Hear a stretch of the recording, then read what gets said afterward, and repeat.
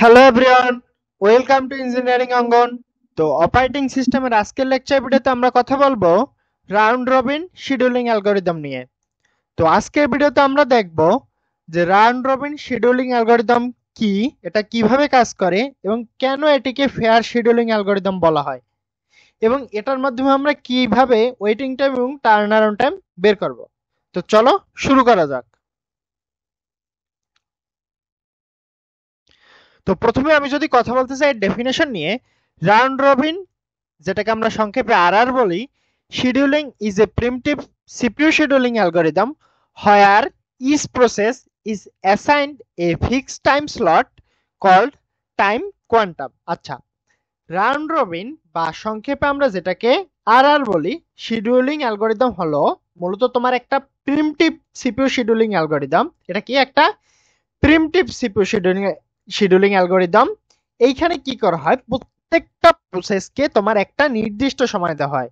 প্রত্যেকটা প্রসেসকে একটা নির্দিষ্ট সময় দেওয়া হয়, যাকে আমরা বলি টাইম কোয়ান্টাম।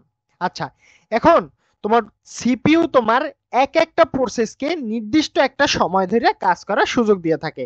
তো সময় যদি শেষ হয়ে যায়, যদি ওর কাজ না শেষ হয়, তাহলে কি হয়, তোমার ওই প্রসেসটাকে থামাইয়া তাইলে নতুন আরেকটা প্রসেসকে সুযোগ দেওয়া হয়।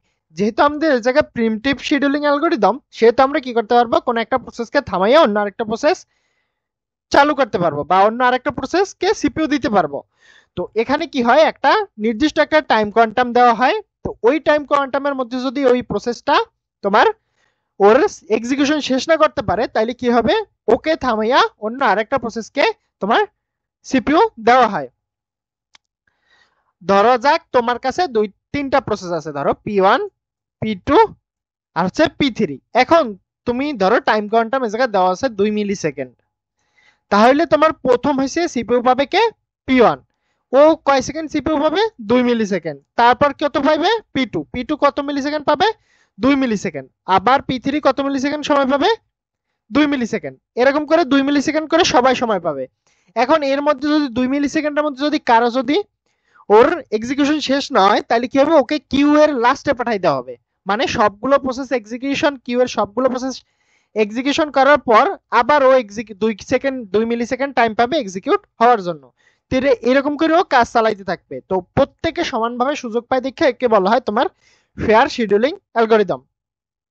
তো আরেকটু দেখে নিই আমরা, process are executed in a cyclic order if a process doesn't finish within its time quantum, it's preempt and move to the end of the ready queue। আচ্ছা, এই অ্যালগরিদমের তোমার প্রসেস গুলো মূলত একটা সাইকেল আকারে কাজ করে। যদি কোনো প্রসেস নির্দিষ্ট সময়ের মধ্যে শেষ না করতে পারে তার এক্সিকিউশন, তবে সেটা প্রিম্পড হয়ে যায়। প্রিম্পড হয়ে যায় মানে সেটা সিপিইউ থেকে সরে যায় বা সিপিইউ থেকে উঠাই দেওয়া হয়।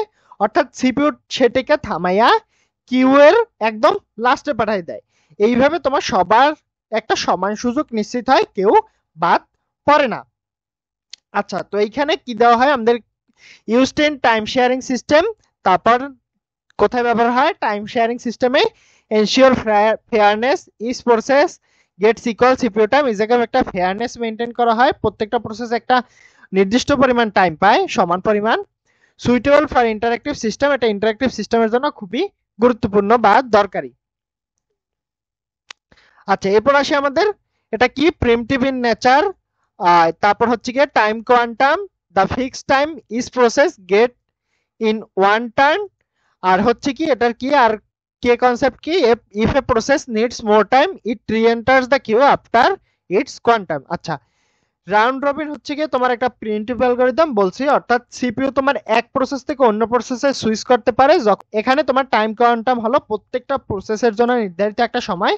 যদি কোনো প্রসেস তার সময়ের মধ্যে কাজ শেষ করতে না পারে, তবে সেটা কিউ এর শেষে একদম ফিরে যায় এবং পুনরায় তার পালা আসলে আবার কাজটা সে করে। তো এর অ্যাডভান্টেজ গুলো আমরা দেখে নেই। Fair and simple scheduling, no starvation, every process gets CPU, best suited for time sharing system. তো রাউন্ড রবিন হচ্ছে কি সবচেয়ে বড় সুবিধা হলো এটা ফেয়ার এবং সহজ। এখানে তোমার স্টারভেশন হয় না, অর্থাৎ দীর্ঘ সময় কোনো প্রসেসেরই অপেক্ষা করতে হয় না সিপিইউর জন্য, বা সিপিইউ না পাই আটকে থাকে না। তোমার এটা বিশেষ করে টাইম শেয়ারিং যে সিস্টেমগুলো ওইগুলোর জন্য সবচেয়ে বেশি উপযুক্ত। এরপর আমরা ডিসঅ্যাডভান্টেজ গুলো দেখে নেই। এর কিছু সীমাবদ্ধতা কি দেখবো আমরা। Performance depends on the time quantum size, too small quantum more context switching, too large quantum behaves like FCFS. আচ্ছা, রাউন্ড রবিন হয়ে তোমার পারফরমেন্স পুরোপুরি নির্ভর করে টাইম কোয়ান্টামের উপর। যদি তোমার টাইম কোয়ান্টাম খুব ছোট হয় তবে কন্টেক্সট সুইচ বেশি হয়, যা তোমার সিপিইউ এর সময় নষ্ট করতে পারে। আর যদি কোয়ান্টাম খুব বড় হয় তাহলে তোমার এটা প্রায় ফার্স্ট কাম ফার্স্ট সার্ভের মতো কাজ করে, অর্থাৎ ফেয়ার শিডিউলিংটা হারায়। তো আমরা দেখলাম এর অ্যাডভান্টেজ ডিসঅ্যাডভান্টেজ। তো এখন আমরা দেখব একটা এক্সাম্পলের মাধ্যমে এটা কিভাবে কাজ করতেছে। তো এইখানে আমাদের একটা এক্সাম্পল দেওয়া আছে। তো এখানে আমাদের 5টা প্রসেস দেওয়া আছে এবং এর বাস টাইম দেওয়া আছে। প্রসেসগুলো হচ্ছে P0 থেকে P5 পর্যন্ত। আর এর অ্যারাইভাল টাইম যেহেতু দেওয়া নাই, তো সেক্ষেত্রে আমরা সবগুলো অ্যারাইভাল টাইম ধরে নেব কি 0 মিলিসেকেন্ড বা 0 সেকেন্ড। তো সেক্ষেত্রে আমাদের কি করতে হবে, টাইম কোয়ান্টাম এখানে আমাদের দেওয়া আছে 2 মিলিসেকেন্ড বা 2 সেকেন্ড, যেটাই আমরা বলি না কেন, ধরে নিই আমরা 2 সেকেন্ড আমাদের টাইম কোয়ান্টাম দেওয়া আছে। মানে একটা প্রসেস একবারে কতটুকু টাইম পাবে, 2 সেকেন্ড করে টাইম পাবে। আচ্ছা, তাইলে আমরা কি করব, আমরা এখানে একটা রেডি কিউ দেখাই দেই। রেডি কিউ আর কিউ সমান সমান, যেহেতু এ জায়গায় আমাদের কোনো অ্যারাইভাল টাইম নেই, সেক্ষেত্রে আমাদের প্রসেসগুলা একদম বিন্যস্ত অনুযায়ী সাজাতে পারি আমরা। প্রথমে আমি একটু রেডি কিউতে সব প্রসেসগুলো আমরা একটু লিখে নেই। প্রথমে আছে আমাদের P0, তারপর হচ্ছে গিয়া P1, এটা হচ্ছে আমাদের P0, P1, P2, P3, P4, এই হলো আমাদের কিউটা।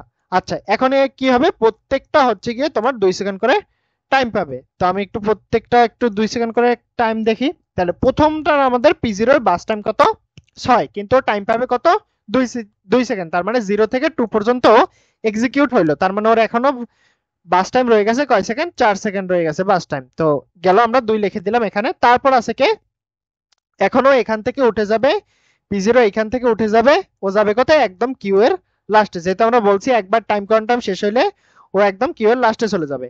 এরপর আসে আমাদের পরের প্রসেস কোনটা, P1। P1 ও সেম 2 সেকেন্ড চলবে। তাহলে আমরা P1 2 সেকেন্ড চালাইলাম, 2 নাম্বার সেকেন্ড থেকে 4 নাম্বার সেকেন্ড পর্যন্ত আমরা P1 চালাইলাম। তো আমরা দেখতে পাইতেছি P1 অলরেডি আমাদের ডান, P1 এক্সিকিউশন কমপ্লিট। কারণ হচ্ছে কি বাস টাইম ছিল 2 সেকেন্ড, তো 2 সেকেন্ড অলরেডি আমরা 2 নাম্বার সেকেন্ড থেকে 4 নাম্বার সেকেন্ড পর্যন্ত চালাই ফেলছি। তো এটাকে আর আমাদের দরকার নাই, তো এটা অলরেডি আমাদের ডান।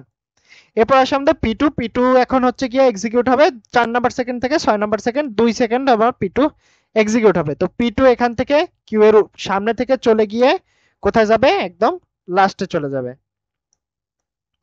দিলাম আমরা P2। এরপর আমাদের কিউতে কি আছে, এরপর আমাদের কিউতে আছে P3 আমাদের 2 সেকেন্ড সুযোগ পাবে। তো দিলাম আমরা P3 হচ্ছে গিয়ে 6 নাম্বার থেকে 8 নাম্বার সেকেন্ড পর্যন্ত আমাদের চললো। তো এখন কি হবে, P3 এখান থেকে এই কিউ এর সামনে থেকে উঠে গিয়ে একদম কিউ এর লাস্টে বসবে। এই যে P3 আমরা লিখে দিলাম। আচ্ছা, এরপর আমাদের কিউতে সবার আগে আছে কে, P4 ওর 2 সেকেন্ড টাইম পাবে। তো P4 এ আমরা 2 সেকেন্ড টাইম দেই, এই যে 2 সেকেন্ড আমরা টাইম দিলাম, 8 থেকে 10 নাম্বার সেকেন্ড আমাদের P4 হইলো। তো এখান থেকে আমাদের P4 উঠে যায় কোথায় যাবে, একদম কিউর একদম লাস্টে চলে যাবে। আচ্ছা, গেল। এখন আমাদের কি করতে হবে, আবার আমাদের কিউ এর সামনে চলে আসছে কে, P0 চলে আসছে। তাহলে P0 আবার কত সময় টাইম পাবে, 2 সেকেন্ড। তো আবার 2 সেকেন্ড ওকে টাইম দিলাম, কত নাম্বার সেকেন্ড থেকে, ওকে 2 সেকেন্ড টাইম দিলাম আমরা 10 নাম্বার সেকেন্ড থেকে 12 নাম্বার সেকেন্ড পর্যন্ত। তাইলে ও আবার এখান থেকে উঠে যাবে, উঠে একেবারে কিউ লাস্টে চলে যাবে। তো এখন আমাদের কিউ সামনে আছে কে, P2। আচ্ছা, P2 কে এখন আমরা কত সেকেন্ড টাইম দেব, 2 সেকেন্ড টাইম দেব। কিন্তু আমরা দেখতেছি P2 অলরেডি 2 সেকেন্ড টাইম পাইছে। এখন ওর কাছে আর বাকি আছে কয় সেকেন্ড টাইম, ওর যেহেতু বাস টাইম 3, ওর বাকি আছে কয় সেকেন্ড টাইম, 1 সেকেন্ড টাইম বাকি আছে। সেহেতু আমাদের ওর আর 2 সেকেন্ড লাগবে না, ওর 1 সেকেন্ড হলেই হয়ে যাবে। তাহলে 12 নাম্বার সেকেন্ড থেকে 13 নাম্বার সেকেন্ড পর্যন্ত হয়ে গেল। তো P2 আমাদের অলরেডি ডান। তাহলে আমাদের P2 এখান থেকে ক্যান্সেল। তারপর আমাদের কিউতে ফার্স্টে আছে কি, আমাদের P3 আছে আমাদের ফার্স্টে। তো P3 অলরেডি 2 সেকেন্ড টাইম পাইছে, আরো 2 সেকেন্ড টাইম ওকে আমি দিলাম। তো P3 13 নাম্বার সেকেন্ড থেকে 15 নাম্বার সেকেন্ড পর্যন্ত আমাদের এক্সিকিউট হইলো। তাইলে কি হবে, P3 কিউ এর আগে থেকে উঠে যাবে, উঠে গিয়ে কোথায় যাবে, কিউ এর একদম লাস্টে যাবে। এরপর আমাদের কিউ এর শুরুতে আছে কি, কিউ এর শুরুতে আছে P4। তাহলে P4 কে আমরা দেই, P4 কে আমরা আরো 2 সেকেন্ড দেই। তাহলে দিলাম 15 নাম্বার থেকে 17 নাম্বার সেকেন্ড দিলাম আমরা P4। তার মানে P4 এখান থেকে উঠে যাবে, উঠে একদম লাস্টে চলে যাবে P4। তারপর আমাদের সবার আগে আছে কে, আবার আমাদের সবার আগে আছে P0। তো P0 কে আবার আমরা 2 সেকেন্ড টাইম দেব, তো আরো 2 সেকেন্ড টাইম দিলাম।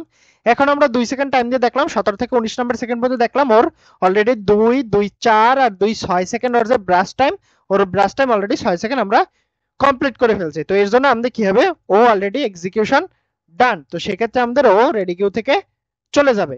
তো আমাদের রেডি কিউতে আর রইলো কি P3 আর P4। আচ্ছা, এখন আমরা দেখবো P3 আর কয় সেকেন্ড লাগে। তো P3 তে আমাদের অলরেডি 5 সেকেন্ডের 4 সেকেন্ড হয়ে গেছে, আর 1 সেকেন্ড লাগে, সেহেতু আমরা P3 কে আর 1 সেকেন্ড দেবো 19 নাম্বার থেকে 20 নাম্বার সেকেন্ড। তো ওরও 5 সেকেন্ড ডান। তো সেহেতু আমাদের কিউ থেকে চলে যাবে।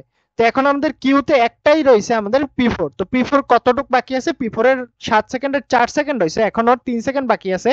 যেহেতু কিউতে অন্য কিছু নাই, সেহেতু আমরা বাকি যে 3 সেকেন্ড ওকে একবারেই দিয়ে দেবো 20 থেকে 23 নাম্বার সেকেন্ড পর্যন্ত।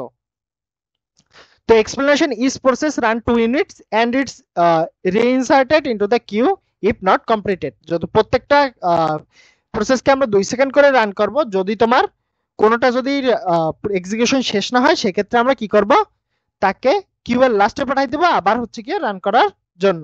তো এর মাধ্যমে আমাদের রেডি কিউটা পুরাই আমাদের কি হয়ে গেল, এমটি হয়ে গেল। তো এর মাধ্যমে আমরা কি পেয়ে গেলাম, এর মাধ্যমে আমরা আমাদের যে আমাদের গ্রান্ট চার্জ সেটা আমরা পেয়ে গেলাম। এখন একটু মুছে নেই, মুছে নিয়ে আমাদের এখন কাজ কি, আমাদের কাজ হচ্ছে গিয়া তোমার এভারেজ ওয়েটিং টাইম আর হচ্ছে আমাদের এভারেজ টার্ন অ্যারাউন্ড টাইমটা বের করা। তো এভারেজ ওয়েটিং টাইমের সূত্র কি, এন্ড টাইম মাইনাস হচ্ছে অ্যারাইভাল টাইম, যেহেতু নেই সেহেতু আমরা 0 ধরে নিছি, মাইনাস হচ্ছে বাস টাইম। তো আমাদের P0 তোমার এন্ড টাইম কত, P0 আমাদের এন্ড হয়েছে কত নাম্বার সেকেন্ডে, 19 নাম্বার সেকেন্ডে। আর এর অ্যারাইভাল টাইম কত ছিল, অ্যারাইভাল টাইম তো সবগুলোর 0, মাইনাস হচ্ছে বাস টাইম কত, বাস টাইম ছিল হচ্ছে গিয়ে 6, দিলাম আমরা হলো 13। P1 এর হচ্ছে গিয়ে শেষ হয়েছে কততে, P1 শেষ হয়েছে 4 নাম্বার সেকেন্ডে এন্ড টাইম, মাইনাস হচ্ছে P1 এর বাস টাইম কত ছিল 2, রইল আমাদের 2। P2 এর শেষ হয়েছে কততে, P2 শেষ হয়েছে আমাদের 13 নাম্বার সেকেন্ডে। তো 13 বিয়োগ হচ্ছে গিয়ে বাস টাইম কত, P2 এর বাস টাইম হচ্ছে আমাদের 3, তাহলে 13 বিয়োগ 3 রইল আমাদের 10। P3 শেষ হয়েছে কয় নাম্বার সেকেন্ডে, 20 নাম্বার সেকেন্ডে আমাদের P3 শেষ হয়েছে, বাস টাইম হচ্ছে গিয়া 5, 20 বিয়োগ 5 রইল আমাদের 15। P3 হচ্ছে গিয়া শেষ হয়েছে আমাদের P20, এটা তো শেষ অলরেডি। P4, এরপর আমাদের P4 শেষ হয়েছে কত নাম্বার সেকেন্ডে, 23 নাম্বার সেকেন্ডে। তো P4 23 নাম্বার সেকেন্ডে, আর বাস টাইম কত 7, 23 মিনিট 7 হলো গিয়া 16। তো এখন কি করতে হবে, আমরা ওয়েটিং টাইম বের করতে হবে এভারেজ। তো এই করতে হবে কি, সবগুলো আমাদের যোগ করতে হবে, যোগ করলে আমাদের হলো 56, আর কয়টা প্রসেস আছে 5টা, 5 দিয়ে ভাগ করলে আমাদের 11.2। তো আমাদের টার্ন অ্যারাউন্ড টাইমের এভারেজ বের করতে হবে। টার্ন অ্যারাউন্ড টাইমের এভারেজ বের করার জন্য আমরা কি করব, এন্ড টাইম মাইনাস হচ্ছে অ্যারাইভাল টাইম। তো করে ফেলি আমরা, এন্ড টাইম P0 এর 19, অ্যারাইভাল টাইম 0, সবগুলোর অ্যারাইভাল টাইম যেহেতু 0 সেহেতু আমাদের অ্যারাইভাল টাইমের চিন্তা কথা না করলেও হবে, চিন্তা করার দরকার নেই। তো সেক্ষেত্রে আমাদের এন্ড টাইমটা ধরি। তো P0 এর এন্ড টাইম 19, P1 এর এন্ড টাইম 4, P2 এর এন্ড টাইম 13, P3 এর এন্ড টাইম 20, P4 এর এন্ড টাইম হচ্ছে 23। তো এখন কি করবো, এই কটা আমরা যোগ করবো, করলে আমাদের হয় 79। মোট কয়টা প্রসেস 5, 5 দ্বারা ভাগ করলে আমাদের এভারেজটা বেড়ে গেল 15.8। তো এইভাবে আমরা দেখলাম আমাদের একটা টাইম কোয়ান্টাম দেওয়া থাকলে আমরা রাউন্ড রবিন কে কেমনে সলভ করব। তো আজকের ভিডিও আমাদের এই পর্যন্তই। তো আমাদের ভিডিওগুলো ভালো লাগলে অবশ্যই চ্যানেলটিকে সাবস্ক্রাইব করে আমাদের সাথেই থাকবেন। দেখা হবে পরবর্তী কোনো ভিডিওতে। ধন্যবাদ।